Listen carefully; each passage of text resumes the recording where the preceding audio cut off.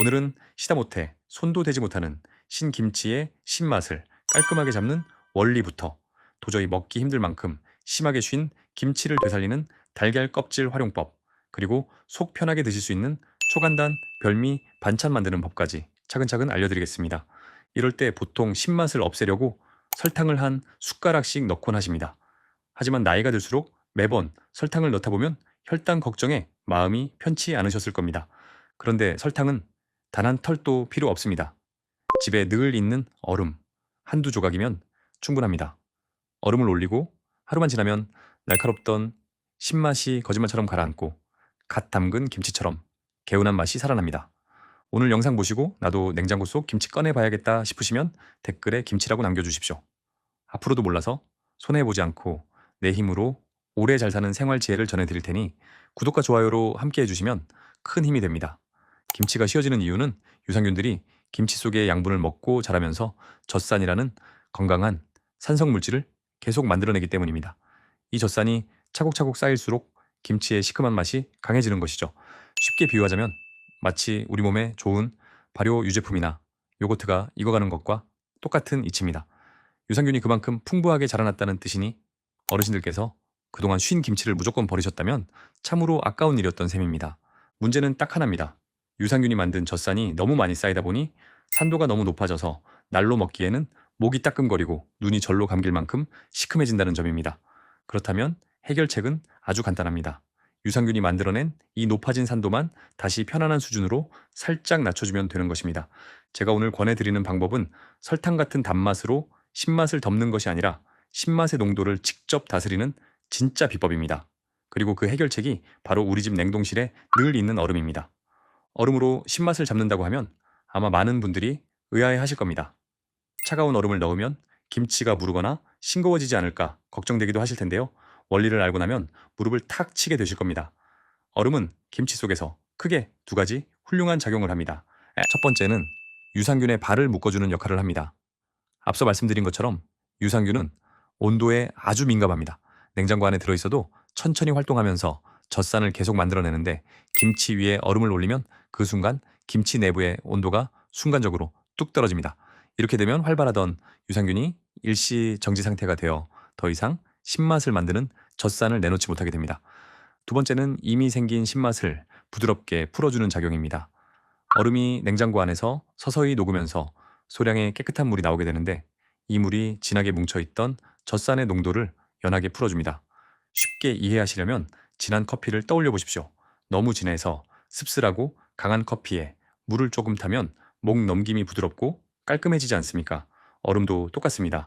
김치 양념의 본래 맛은 지켜주면서 입안을 오므라들게 만들던 뾰족한 신맛만 부드럽게 다듬어주는 것입니다.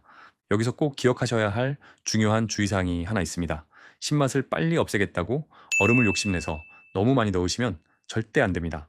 얼음이 너무 많이 들어가면 녹으면서 물이 흥건하게 생기고 결국 김치 고유의 양념간이 깨져서 맛이 싱겁고 밍밍해질 수 있기 때문입니다. 딱 한두 조각이면 충분합니다. 얼음을 올리셨다면 뚜껑을 꼭 닫고 다시 냉장고에 넣어 두십시오. 하루 정도 지나면 얼음은 온데간데 없이 다 녹아 있을 겁니다. 그 사이 차가운 온도 덕분에 유산균의 과도한 활동이 정지되고 서서히 녹아내린 소량의 물이 찌를 듯한 산도를 부드럽게 다듬어 놓았을 테니까요. 이틀 뒤에 김치를 꺼내서 드셔보시면 정말 깜짝 놀라실 겁니다. 입안을 찌르듯 날카롭던 신맛은 온데간데 없이 가라앉고 묵은지 특유의 깊고 개운한 감칠맛만 깔끔하게 남아있을 겁니다. 설탕 한 털 넣지 않고 얼음 딱 한두 조각으로 이런 변화가 생긴다는 게 의아하시겠지만 오늘 저녁에 바로 해보십시오. 직접 드셔보시면 제 말이 무슨 뜻인지 바로 아시게 될 겁니다. 그런데 얼음 한두 조각만으로는 도저히 감당이 안 될 만큼 김치가 심하게 쉰 경우도 있으실 겁니다. 입에 넣자마자 목이 따끔거리고 눈이 절로 감길 정도로 산도가 극도로 높아진 묵은지 같은 것들인데요. 이럴 때는 버려지는 달걀 껍질을 활용하는 것이 진짜 알뜰한 살림 비법입니다.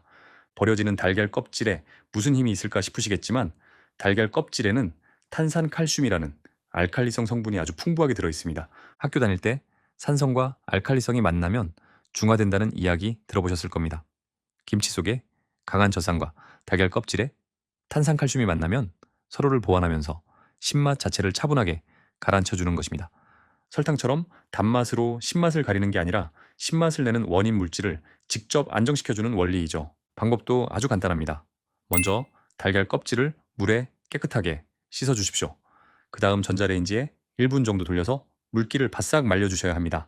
이렇게 열을 가해 말려야 균 걱정 없이 위생적이고 손으로도 잘 부서집니다.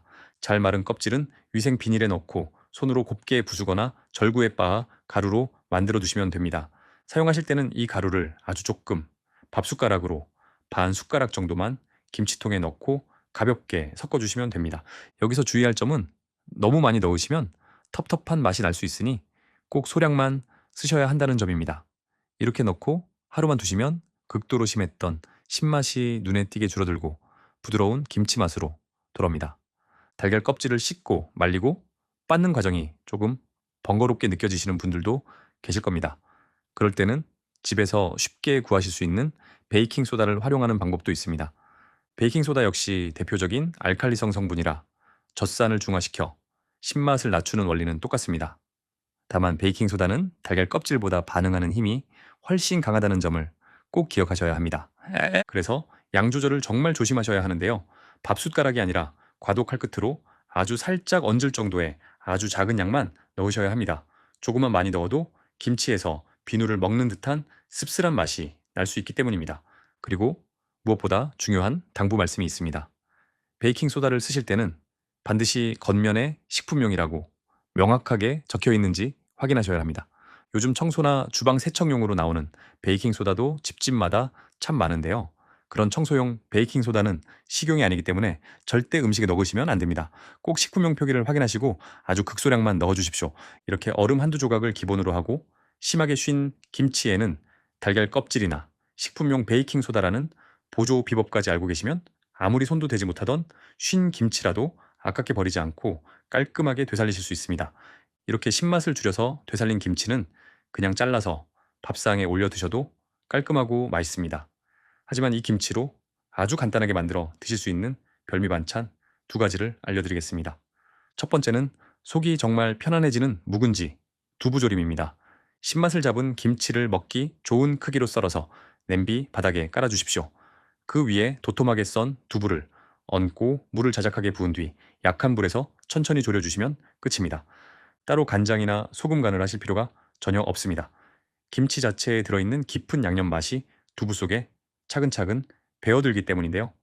두부는 부드러워서 치아가 약하신 어르신들도 부담 없이 드실 수 있고 속을 편안하게 감싸주어 훌륭한 건강 반찬이 됩니다. 두 번째는 고소함이 일품인 김치, 달걀볶음밥입니다. 되살린 김치를 잘게 송송 썰어 주십시오. 달군 팬에 참기름을 한 큰 술 두르고 김치를 먼저 달달 볶아 고소한 향을 내줍니다. 여기에 밥과 잘 푼 달걀을 넣고 센 불에서 빠르게 볶아내시면 완성입니다. 마찬가지로 다른 양념을 더 넣지 않아도 은은해진 김치 맛과 고소한 달걀, 참기름 향이 한데 어우러져 입맛이 없을 때 한 그릇 뚝딱 비우기 좋은 최고의 한 끼가 됩니다.